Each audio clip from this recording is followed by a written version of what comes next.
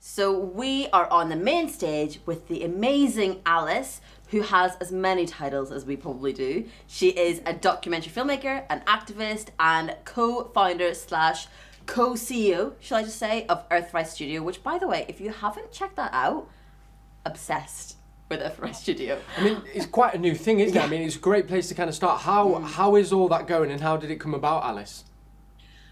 So you're absolutely right. It's only around 4 months old. We launched in July. It was an idea that we'd had for a long time. And I guess lockdown really gave us the sort of brain space and the time to really launch it. It's been a steep learning curve. I've suddenly, on top of everything, become a co-founder and, as you say, CEO with very little sort of business experience. But the ambition really is to create an accessible and inclusive platform for young people to learn about the climate crisis that doesn't make you feel stupid for not knowing enough, that tackles these really sticky conversations around hypocrisy and how we're all complicit in this system, but we all want to do the right thing and be able to make better choices for both people and planet.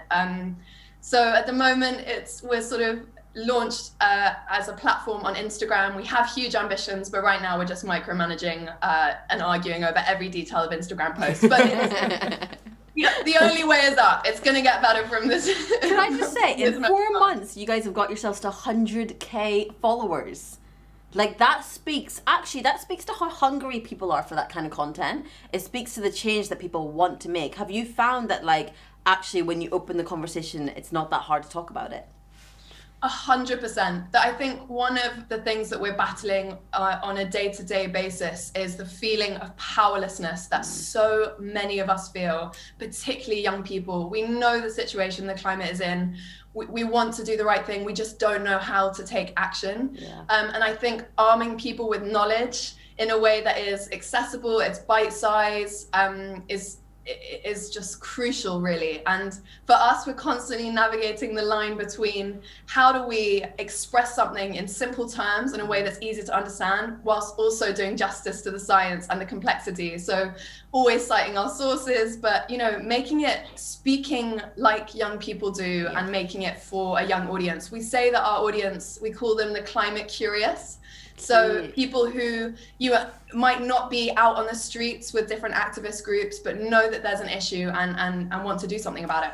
Would you say, Alice, because we alluded it to there at the start in your introduction, of course, filmmaker, photographer, kind of a journalist. Has that then helped you with kind of finding the best way to convey and tell the story of the climate crisis? I think so. I think for us, a huge motivation to start this platform was our experience in storytelling. I think that we saw that climate change is a huge storytelling failure. It is the story that we have failed to tell. Scientists have been shouting from the rooftops for decades about this issue. And I think we all have a responsibility as creatives to join this fight and add our craft, whatever it is, whether it's graphic design, whether it's art, whether it's poetry. We all have a role in sort of telling a new story about the future and essentially building a vision of the world that we want to live in. That requires imagination. It requires creativity. We talk about often that in 10 years, we have 10 years, we're told, for a cultural transformation that might usually take decades. Storytelling, culture is at the heart of that. And so we're hoping to have a sort of small role in that transition.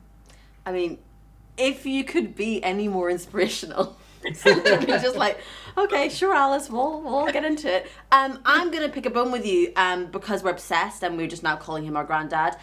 Definitely saw on your socials that you just casually hang out with Sir David Attenborough. So I need to know that story, how you ended up there, what you were doing with him, because we're obsessed.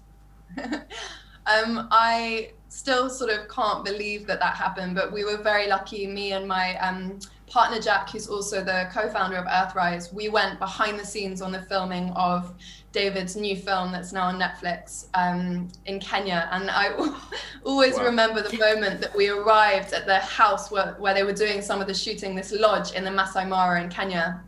And I couldn't see David, but I just suddenly heard this very, very distinct tone of voice. And he was filming sort of at the bottom of the garden, essentially. And I just heard this, and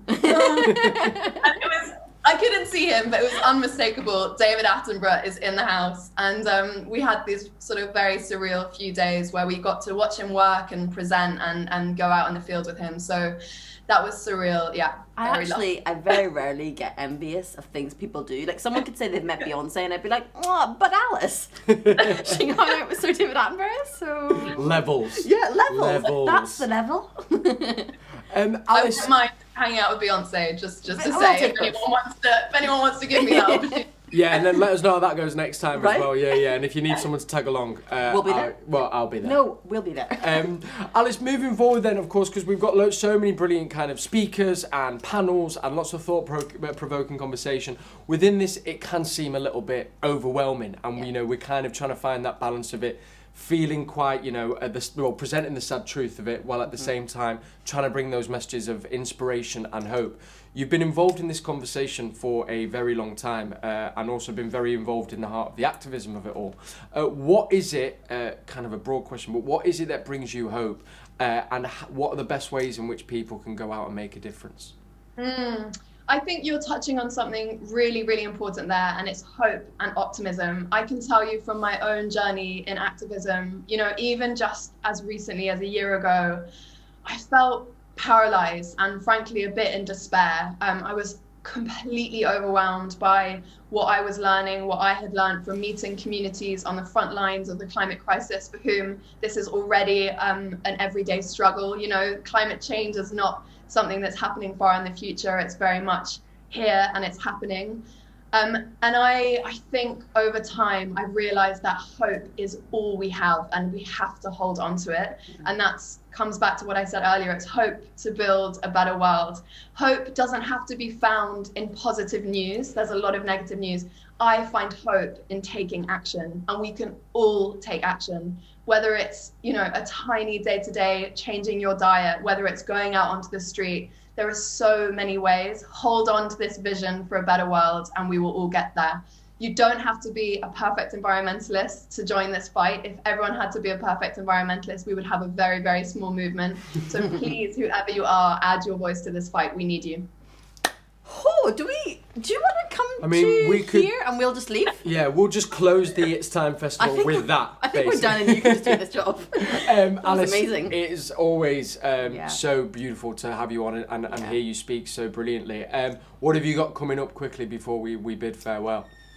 So Earthrise, we're very excited. We're going to be doing much more short form video content, presented series, explainers, and hopefully once COVID is out of the way, we'll be able to travel and tell some of the human stories from the front lines of the climate crisis. So stay tuned. We're really excited. Amazing. We can't wait to see it. Thank you so much for joining us. And you are now our favourite person.